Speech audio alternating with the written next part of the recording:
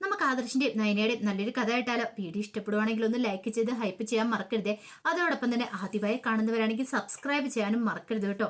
അങ്ങനെ നയനയുടെ മുന്നിൽ ഞെട്ടിത്തെറിച്ചിരിക്കുവാണ് ജലജ. ഒന്നും പറയാൻ മേലാത്ത അവസ്ഥ. ഇവൾക്ക് എന്തൊക്കെയോ കാര്യങ്ങൾ അറിയാൻ തോന്നേ, അതുകൊണ്ടാണ് ഇവൾ ഇങ്ങനെയൊക്കെ ഓരോന്ന് പറയണത്. പിന്നീട് നയന അങ്ങോട്ട് പോയി കഴിഞ്ഞപ്പോഴത്തേനും അവന്തേക്ക് ചോദിച്ചു, അല്ലമ്മേ എന്താ നയനേച്ചി അങ്ങനെ പറഞ്ഞിട്ട് പോയെന്ന് ചോദിച്ചു. എന്ത്? അല്ല, രണ്ടല്ല മൂന്നാണ് മക്കളെന്നൊക്കെ. എനിക്കറിയില്ല, അവള് ചുമ്മാ പറയുന്ന. എന്തെങ്കിലും പറഞ്ഞ് അവൾക്ക് ജയിച്ചു നേടണമല്ലോ. അവളുടെ അനുജത്തി നന്ദൂരെ ഈ വീട്ടിലേക്ക് കൊണ്ടുവരാനായിട്ട് അവള് പുതിയ പ്ലാനുകളും പദ്ധതികളായിട്ട് ഇറങ്ങിയിരിക്കുന്ന. മോള് വിഷമിക്കൊന്നും വേണ്ട. ഈ ജലജയുടെ കൊക്കിന് ജീവനുണ്ടെങ്കിൽ അനിയുടെ മോളുടെ വിവാഹം നടത്തിയിരിക്കും. അതിനൊരു മാറ്റം ഉണ്ടാകാൻ പോകുന്നില്ല. അപ്പോഴേക്കും അവന്തി പറഞ്ഞു, അത് നടക്കുമെന്ന് എനിക്ക് തോന്നുന്നില്ല മോളെ. നടക്കും, ഈ അമ്മ നടത്തി തരൂന്ന് പറഞ്ഞു. പിന്നെ എന്തിനാ ഈ അമ്മ ജീവനോടെ ഇരിക്കണത്?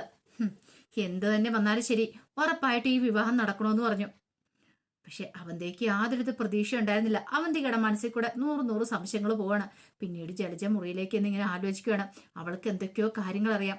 അവളോട് ആരായിരിക്കും പറഞ്ഞിട്ടുണ്ടായിരിക്കുക? അവളുടെ അടുത്ത് പെരുമാറുമ്പോൾ സൂക്ഷിച്ചു വേണം. ഒരു പക്ഷേങ്കില് അവള് തിരിച്ചടിക്കാനായിട്ട് വഴിയുണ്ട്. അങ്ങനെ ഒരു ഭയം ജലജയുടെ ഉള്ളിൽ ഉണ്ടാവുന്നുണ്ട്. ഇത്രയും കാലം നയനയോടൊക്കെ എന്ത് പറഞ്ഞാലും നയനയൊന്നും തിരിച്ചു പറയില്ലായിരുന്നു. പക്ഷെ ഇപ്പോഴങ്ങനെയല്ല. മുറിയിലേക്ക് ചെന്ന് കഴിഞ്ഞപ്പോ നയന ആദർശനോട് പറഞ്ഞു, ആദർശേട്ടാ, അപ്പച്ചി ഞാനും തമ്മിൽ ചെറുതായിട്ടൊന്ന് ഉടക്കിന്ന് പറഞ്ഞു. ഉടക്കാനോ? അതെ. അപ്പച്ചിക്ക് ഇപ്പോഴും കേട് തന്നിട്ടില്ല. എന്റെ തലയെ കയറി നിരങ്ങണമെന്ന് അപ്പച്ചിയുടെ ആഗ്രഹം. മുമ്പൊക്കെ ഞാനൊന്നും ഒക്കെ മിണ്ടാതിരിക്കുമായിരുന്നല്ലോ. ഇപ്പൊ പക്ഷെ ഞാൻ അങ്ങനെയല്ല. അല്ല, നീ മിണ്ടാതിരിക്കേണ്ട കാര്യമൊന്നുമില്ലല്ലോ. ഇപ്പൊ എന്താ അപ്പച്ചിയുടെ പുതിയ പ്രശ്നം? അപ്പച്ചിയുടെ പ്രശ്നം അനിയുടെ അവന്തികയുടെയും കൂടെ വിവാഹം നടത്തണം. അതിന് തടസ്സമായിട്ട് നിൽക്കുന്ന നന്ദുവാണ്. നമ്മളെല്ലാരും കൂടെ ചേർന്ന് നന്ദുവിനെ വീട്ടിലേക്ക് കൊണ്ടുവരാൻ ശ്രമിക്കുവാന്ന്. അതിനെന്റെ അച്ഛനും അമ്മയൊക്കെ അവളെ ഇങ്ങോട്ടേക്ക് വിടാൻ ശ്രമിച്ചുകൊണ്ടിരിക്കുക. എനിക്കത് കേട്ടാ സഹിക്കുവോ? എന്റെ അച്ഛനും അമ്മ ഇപ്പൊ എതിർത്തോണ്ടിരിക്കുക. എന്നിട്ട് അവന്തികയുടെ അനിയുടെ കല്യാണം നടക്കാതിരിക്കാൻ കാരണം നന്ദുവാന്നും പറഞ്ഞുകൊണ്ട് എനിക്ക് സഹിക്കുവോ ആദർശേട്ടാ? അതുകൊണ്ട് എനിക്കും തോന്നുന്നതൊക്കെ ഞാൻ അങ്ങോട്ട് പറഞ്ഞു. എന്ത് പറഞ്ഞു? എനിക്കറിയാവുന്ന ചില കാര്യങ്ങൾ അങ്ങോട്ട് പറഞ്ഞു. അതോടുകൂടി അപ്പച്ചി തലയും കുനിച്ചോണ്ട് പോയെന്ന് പറഞ്ഞു. നയനെ, അങ്ങനെ പെട്ടെന്നൊന്നും അടങ്ങുന്നവളല്ല അപ്പച്ചി എന്നുള്ള കാര്യം നിനക്കറിയാലോ. അപ്പച്ചിയുടെ സ്വഭാവം നമ്മൾ മനസ്സിലാക്കിയേക്കുന്നല്ലേ. അത് ശരിയാ ആദർശേട്ടാ. ഇതുപോലൊരു സ്ത്രീയെ ഞാൻ എന്റെ ജന്മത്തിൽ കണ്ടിട്ടില്ല എന്ന് പറഞ്ഞു. അവർക്ക് അവരോട് മാത്രം സ്നേഹമുള്ളെന്ന് തോന്നേ. അതൊക്കെ ശരി തന്നെയാ. പക്ഷെ അപ്പച്ചിയുടെ അടുത്ത നീക്കം എന്തായിരിക്കും എന്ന് പറയാൻ പറ്റില്ല. അനിയെ അവന്തിയെയും കൂടെ ഒന്നിപ്പിക്കാൻ വേണ്ടിയിട്ടായിരിക്കും അപ്പച്ചി ഈ കടന്ന് ഈ പരിശ്രമങ്ങളൊക്കെ നടത്തുന്നേ. അതെ, അത് ശരിയാ. ഒരു വശത്ത് നാഗേന്ദ്രൻ, ഇപ്പൊ അടുത്ത അപ്പച്ചി. നാഗേന്ദ്രന്റെ കാര്യം എന്താണെങ്കിലും ഈ ഓണം കഴിഞ്ഞിട്ട് ഞാൻ നോക്കുന്നുണ്ട്. അതിനെ അത് ഉറപ്പായിട്ടുള്ള കാര്യ. അയാൾ ഈ വീട് വിട്ടു പോകാൻ കാരണം എന്താണെന്ന് ഞാൻ കണ്ടുപിടിച്ചിരിക്കും. ഇപ്പൊ ഈ ഓണത്തിന്റെ സെയിലും കാര്യങ്ങളൊക്കെ ആയതുകൊണ്ട് മാത്രം. പിന്നെ മുത്തശ്ശന്റെ കാര്യം അറിയാലോ.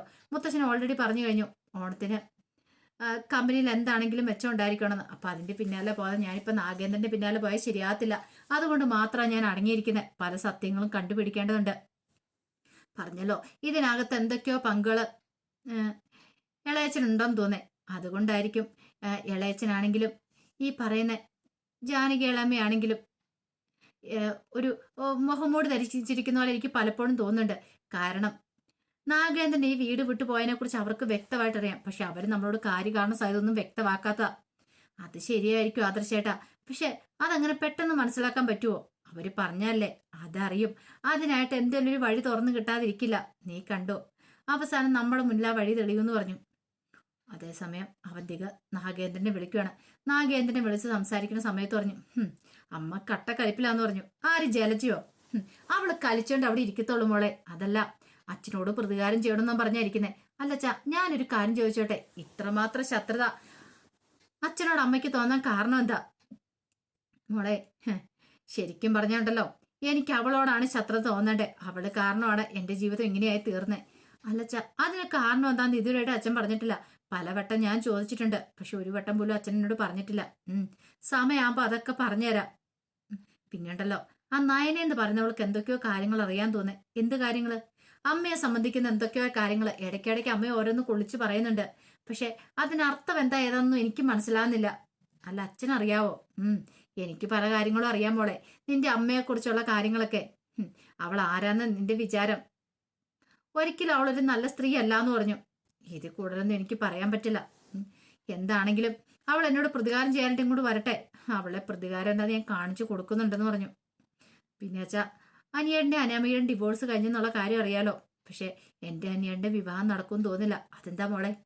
അത് പിന്നെ അനിയേട്ടൻ തീർത്ത് പറഞ്ഞു കഴിഞ്ഞു നന്ദു എന്ന് പറയുന്നയാളെ വിവാഹം കഴിക്കുവോളെന്ന്. അപ്പൊ പിന്നെ എനിക്ക് എന്താ പ്രസക്തി?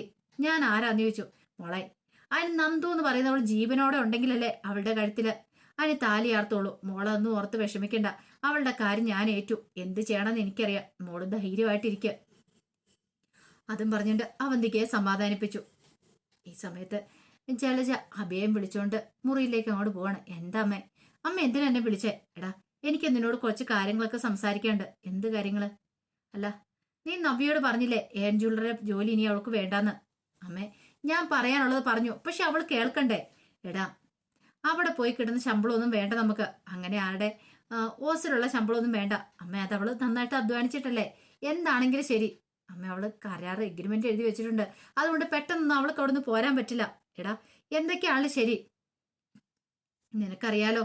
പിന്നെ ഒരു കാര്യം, നീയും ഇനി ആ നാഗേന്ദ്രനെ കാണാൻ പോവരുത്. എനിക്ക് നല്ല സംശയമുണ്ട് നിന്റെ മേല്. സംശയോ? അമ്മ എന്ത് വർത്താനോ അമ്മ പറയണേ?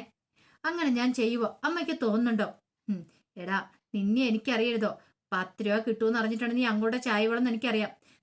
നിന്റെ അച്ഛൻ കോടീശ്വരനാന്ന് അറിഞ്ഞു കഴിഞ്ഞിട്ടുണ്ടെങ്കിൽ ഉറപ്പായിട്ടും നീ അയാളെ കാണാൻ പോകുന്നുള്ള കാര്യം എനിക്കറിയാം. അതൊക്കെ കൊണ്ടാണ് ഞാൻ പറഞ്ഞത്. എനിക്ക് അയാളോടുള്ള പ്രതികാരം ചെയ്യണം. അതിന് വേണ്ടിയിട്ടാണ് ഞാനിപ്പോൾ ഇരിക്കുന്നത്. ആ സമയത്ത് നീ അയാളോടൊപ്പം പോയി ചേർന്നിട്ടുണ്ടെങ്കിൽ അത് എനിക്കത് ചിന്തിക്കാൻ പോലും പറ്റില്ല. അതിന്റെ തകർച്ചയ്ക്ക് കാരണമാവും. ഇല്ലമ്മേ, ഞാൻ അങ്ങനെയൊന്നും പോയില്ല എന്നൊക്കെ അഭി പറഞ്ഞു. പക്ഷെ അത് വെറുതെ ആയിരുന്നു. അഭിക്ക് നാഗേന്ദ്രനെ പോയി കാണാതിരിക്കാൻ പറ്റില്ല. കാരണം നാഗേന്ദ്രനാണ് അഭിയുടെ കാര്യങ്ങളൊക്കെ ഇപ്പം നോക്കുന്നത്. ഇഷ്ടം പോലെ പൈസയ്ക്ക് പൈസ കാര്യങ്ങളെല്ലാം കൊടുക്കുന്നുമുണ്ട്. ജലജയ്ക്ക് നല്ലൊരു പേടിയുണ്ടായിരുന്നു ഈ കാര്യത്തില്. ആ സമയത്ത് അനി വീട്ടിൽ ചെന്ന് കുറച്ച് കഴിഞ്ഞപ്പോഴത്തേന് നവീന്റെ കോള് വരുവാണ്. ഇവനെന്തിനാ പോലും ഇനി വിളിക്കണേ? അങ്ങനെ വിളിച്ചു കഴിഞ്ഞപ്പോഴത്തേനും അനിയോട് നവീൻ ചോദിച്ചു, നീ എന്തെടുക്കുവായിരുന്നടാ? ഒന്നുമില്ല. അല്ല, നാളെ നീ ഫ്രീ ആണോ? അതെന്താ? അല്ല, ഇതുവരെയായിട്ടും നീ ഒരു പാർട്ടിയെ കുറിച്ച് പോലും പറഞ്ഞില്ല. സാധാരണഗതിയിൽ ഇങ്ങനെയുള്ള കാര്യങ്ങളൊക്കെ സംഭവിക്കുമ്പോൾ ഒരു പാർട്ടി തരേണ്ടല്ലേ? ഇപ്പൊ നിന്നെ ഡിവോഴ്സ് ചെയ്യുന്ന അനാമിയായിട്ടുള്ള ഡിവോഴ്സ് കേസ് നിനക്ക് കിട്ടിയിരിക്കുന്നത്. അതിന്റെ കാരണക്കാരൻ ആരാന്നറിയാലോ? അത് കേട്ടപ്പോ അനി പറഞ്ഞു, അത് പിന്നെ പാർട്ടിയൊക്കെ തരാടാ, ഞാൻ അതിനെ പറ്റിയൊരു മൂടായിരുന്നില്ല. അതെന്താടാ? ഡിവോഴ്സ് കിട്ടിയിട്ട് നിനക്ക് സന്തോഷ സമാധാനമൊന്നും ആയില്ലേ? അല്ല, അത് പിന്നെ ഞാനേ മുമ്പോട്ട് ശ്രദ്ധിക്കുന്നു. കോടതിയിൽ നിന്ന് ഇറങ്ങിയിട്ട് നിന്റെ മുഖത്തൊരു സന്തോഷമില്ലായിരുന്നു. എന്താടാ, നിനക്ക് ഡിവോഴ്സ് കിട്ടിയത് ഇഷ്ടപ്പെട്ടില്ലേ? അപ്പോഴേക്കും അനി പറഞ്ഞു, അയ്യോ എന്റെ പൊന്നു നവീൻ, എനിക്ക് ഇപ്പോഴും ഒരു സമാധാനമായത്. ഇനി ആ കാര്യം നീ ഓർമ്മിപ്പിക്കല്ലേ. അനാമിക എന്ന് പറയുന്ന വളമായിട്ടുള്ള ജീവിതം അത്ര ദുരിതൊരു ജീവിതമായിരുന്നു. സാരമില്ലടാ അനി, ഇനി നിനക്ക് കിട്ടാൻ പോകുന്ന നല്ലൊരു പെങ്കൊച്ചിനായിരിക്കും. അവള് നീയായിട്ട് നല്ല സന്തോഷമായിട്ട് കഴിയും. ഞാനാ പറയണേ. അതോടെ കേട്ട് കഴിഞ്ഞപ്പത്തിനും അനി പറഞ്ഞു, ഇനി എന്റെ ജീവിതത്തിലേക്ക് അങ്ങനെ ഒരു പെങ്കൊച്ചൊന്നും വരണ്ട. എന്താടാ അങ്ങനെ? എന്റെ മനസ്സിലാണെങ്കിൽ പെണ്ണ് വേണ്ടേ? വെറുതെ ഒരു പെണ്ണ് പോരല്ലോ. എടാ, നിനക്കാരോടും അതിന് പ്രേമവും കാര്യങ്ങളൊന്നും ഇല്ലല്ലോ. അതുകൊണ്ട് ആ കാര്യത്തിൽ പേടിക്കണ്ട. നിനക്ക് വേണ്ടിയിട്ട് നല്ലൊരു പെങ്കൊച്ചിനെ തന്നെ നമുക്ക് കണ്ടെത്താന്ന് പറഞ്ഞു. എനിക്ക് വിഷമമായി.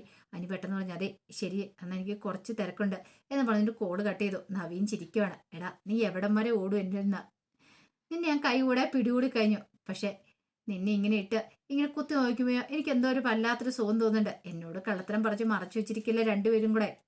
എൻ്റെ അടുത്ത് വന്ന് രണ്ടുപേരും കൂടെ പറയും ആ ദിവസത്തിനായിട്ടാണ് ഞാനിങ്ങനെ കാത്തിരിക്കണേന്നൊക്കെ നവീൻ മനസ്സിൽ പറയണം. അങ്ങനെ സംസാരിച്ചുകൊണ്ടിരിക്കുന്ന സമയത്ത് നരസിംഹ വക്കീൽ അങ്ങോട്ട് വക്കീൽ വന്നിട്ട് നവീനോട് സംസാരിക്കുകയാണ്. കേസിന്റെ കാര്യത്തെക്കുറിച്ചെല്ലാം പറഞ്ഞു. എല്ലാം കേട്ട് കഴിഞ്ഞപ്പോഴത്തേനും പറഞ്ഞു, എനിക്കറിയായിരുന്നു നീ ജയിക്കുവോളെന്നുള്ളത്. എടാ, ഇനി നിന്റെ മനസ്സിലുള്ള ആ പെൺകുട്ടിയെക്കുറിച്ച് പറ. എത്രയും പെട്ടെന്ന് പത്മത്തിനോടും കൂടെ പറഞ്ഞ് നിന്റെ വിവാഹം നടത്തണം. ഇനിയും നീട്ടിക്കൊണ്ട് പോകാൻ പറ്റില്ലെന്ന് പറഞ്ഞു. നവീൻ ആകെപ്പാടെ പെട്ടുപോയി. നന്ദുവിന്റെ പേര് പറയാൻ പറ്റുമോ? പേര് പറഞ്ഞു കഴിഞ്ഞിട്ടുണ്ടെങ്കിൽ ആ വിവാഹം നടക്കാനും പോകുന്നില്ല. ഇനിയിപ്പം അമ്മയും അച്ഛനും ഒക്കെ സംഭവിച്ചാൽ പോലും നന്ദുവിന് തന്നെ ഇഷ്ടമില്ല. അപ്പൊ എന്താ ചെയ്യേണ്ടതെന്നൊരു കൺഫ്യൂഷനായിപ്പോയി നവീന്. അതിന്റെ കഥകളൊക്കെ നമ്മൾ കാണാൻ പോകുന്നത്. ആ വിശേഷങ്ങൾക്കായി നമുക്ക് എല്ലാവർക്കും കാത്തിരിക്കാട്ടോ. ഒരിക്കൽ കൂടി എല്ലാവർക്കും ശുഭരാത്രി നേർന്നുകൊണ്ട് നിർത്തുന്നു. നന്ദി.